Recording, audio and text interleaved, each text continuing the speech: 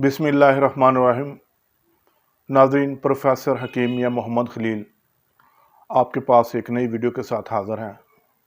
नाज़रीन, आज ईद का दिन है, तो मेरी तरफ से तमाम अहले इस्लाम को ईद की ढेरों खुशियाँ मुबारक हो, और दुआ है कि जिन लोगों ने कुर्बानी की है अल्लाह ताला उनकी कुर्बानी को कबूल फरमाए, और जिन लोगों ने नहीं की वो किसी मजबूरी की वजह से नहीं कर सके, तो अल्लाह ताला उनको अगले साल कुर्बानी करने की तौफीक अता फरमाए।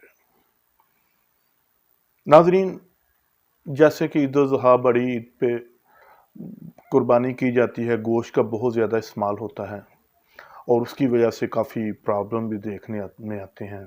बाद लोगों में बदहज़मी, गैस, खट्टी डकारें, फूड पॉइजनिंग या फिर पेचस, लूज़ मोशन, इस तरह की काफ़ी प्रॉब्लम आती हैं।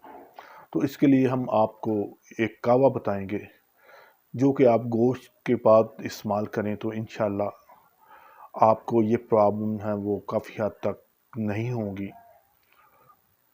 तो नाजरीन, जो कावा हम आपको बताने जा रहे हैं, ये कावा हाजमे के अमल को बहुत तेज़ करता है। गोश्त वगैरह या ओवर ईटिंग जो लोग करते हैं उनकी खाई हुई ग़िज़ा को ये हज़म करता है। इसके अलावा यूरिक एसिड के मरीज़, जोड़ों के दर्द के मरीज़ जो हैं उनके लिए ये बड़ा मुफीद है। ये कावा खून को पतला करता है और इसके अलावा कोलेस्ट्रॉल के लेवल को ये नॉर्मल करता है। तो ऐसे लोग जो ये कावा इस्तेमाल करें तो उनसे गुजारिश है कि साथ साथ थोड़ा सा एहतियात भी करें। गोश्त एक लिमिट में रह के खाएँ, एक मकदार से ज़्यादा ना खाएं, और कोशिश करें कि उबला हुआ नमकीन गोश्त इस्तेमाल करें या शोरबे वाला करें। तो हद से ज़्यादा जो इस्तेमाल है वहाँ पे फिर प्रॉब्लम आती है। तो नाज़रीन, गोश्त खाने के बाद आप 1.5 कप पानी लेंगे, उसमें पुदीना,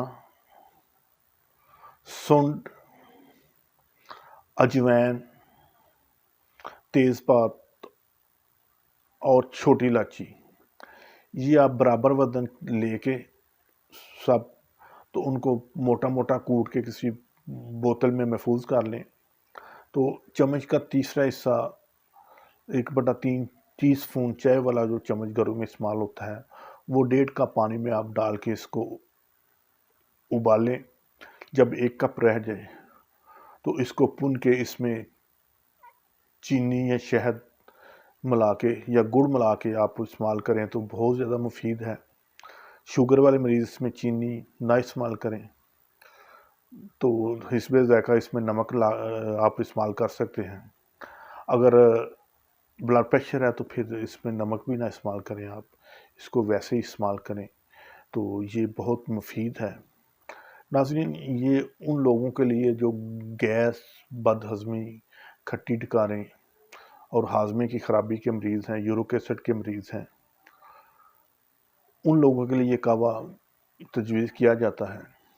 ऐसे लोग जिनका कोलेस्ट्रॉल लेवल ज़्यादा है, जोड़ों के दर्द हैं, ये कावा आप आम दिनों में भी अगर रेगुलर इस्तेमाल करेंगे तो आपके ये जो मसाइल हैं इंशाल्लाह ये बेहतर होना शुरू हो जाएंगे। खून को पतला करने में ये बड़ा बेहतरीन रिज़ल्ट देता है। तो नाज़रीन, ये इस्तेमाल करें। और जोड़ों के दर्द, यूरिक एसिड के जो मरीज़ हैं, मैदे के अमराज में जो मुब्तला, ख़ासकर अल्सर के मरीज़ हैं, वो गोश्त को बहुत ज़्यादा इस्तेमाल ना करें, एक लिमिट में, एक मकदार में इस्तेमाल करें। पाव गोश्त वो एक दिन में इस्तेमाल करने, इससे ज़्यादा करेंगे तो उनको प्रॉब्लम होगा। तो अगर वो ये इस्तेमाल करें तो इसके साथ फिर ये कावा ज़रूर इस्तेमाल करें। जब आप इसके साथ ठंडा पानी, कोल्ड ड्रिंक्स वगैरह लेते हैं गोश्त के साथ, तो ये फिर वो आपको प्रॉब्लम करता है। मैदे के फेल में ये सुस्ती पैदा करता है और फिर बदहज़मी जैसे जो मसाइल होते हैं वो सामने आते हैं। तो नाज़रीन, ऐसे लोग जिनको पेचिस گوشت کھانے کے بعد یا کچھ ایسا کھانے کے بعد پیچس، متلی یا پیٹ میں مروڑ کا مسئلہ ہوتا ہے تو وہ پودینہ، سونف اور الائچی سبز کا کہوہ پئیں، ان کے لیے بہترین ہے۔ اگر ساتھ بلڈ پریشر ہے تو اسی کہوے میں پودینہ، سونف، چھوٹی الائچی میں آپ ایک چٹکی خشک دھنیے کی شامل کر لیں تو یہ آپ کے بلڈ پریشر کو کم کرے گا جو بڑا ہوا ہے۔ تو ناظرین، کھائیں اعتدال کے ساتھ اور اپنی خوشیوں میں دوسروں کو یاد رکھیں، ایسے لوگوں کو بانٹیں جن کے گھر میں قربانیاں نہیں ہیں، جو اس کے حقدار ہیں،